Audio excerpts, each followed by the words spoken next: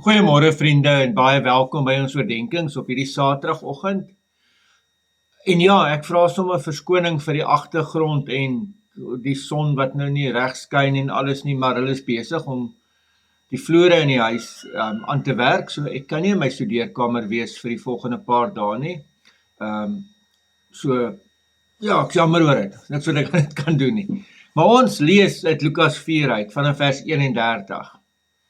Hierna het hy na Kapernaum afgegaan, 'n stad in Galilea waar hy die mense gereeld op die Sabbatdag onderrig het. Hulle was verbaas oor sy lering, omdat hy met gesag gepraat het. In die sinagoge was daar 'n man in wie daar die gees van 'n onrein demoon was. Hy het kliphard geskreeu: "Ag, los ons uit, Jesus van Nasaret. Het u gekom om ons te vernietig? Ek weet wie u is. U is die Heilige van God."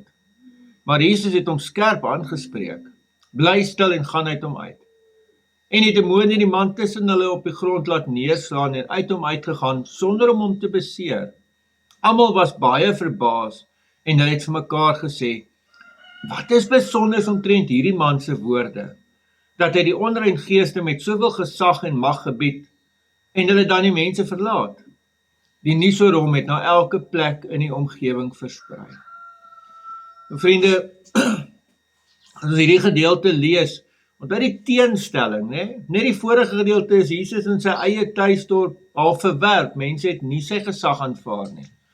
Hier is almal verbaas en verstom oor die gesag waarmee hy praat. So hulle erken dat hierdie woorde van hom dra gesag. En dan as teken van hierdie gesag, spreek hy hierdie bose gees aan. Net interessant dat selfs die bose geese weet wie Jesus is. So dit help nie ek en jy weet net wie Jesus is nie. Die bose geeste weet ook wie hy is. Maar ek en jy moet in hom glo, ons moet in 'n verhouding met hom staan.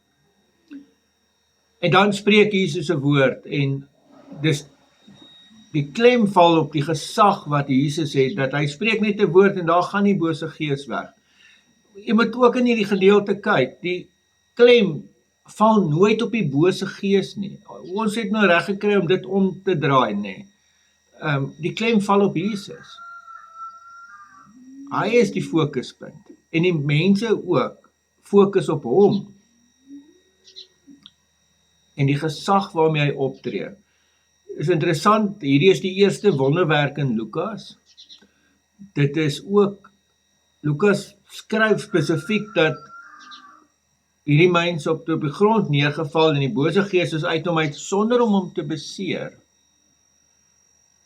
Lukas noem daardie detail om te wys dat Jesus is daar mense te herstel, te genees, nie om enige pyn aan te rig nie. En ons leef in 'n wêreld wat mense heeltyd nog 'n opinie wil hê en mense kyk net na nog goed op YouTube kanaal en nog 'n opinie iewers. En iewers in hierdie wêreld moet ek en jy vra, wie se woorde aanvaar ek? Kan ek en jy nog die Here Jesus se woorde hoor en besef dat dit gesag het? En ek stop en ek aanvaar die Here Jesus se woorde, sonder om vir 'n tweede opinie te gaan soek. Ek aanvaar doodgewoon die Here Jesus se woorde in my lewe as woorde van gesag. Amen. Here, baie dankie dat ons u woord mag hoor. Dankie dat ons weet dat die woorde dra gesag. In die naam van ons Here Jesus Christus. Amen. Vriende, mag jy 'n baie mooi en 'n baie geseënde dag hê. Totsiens.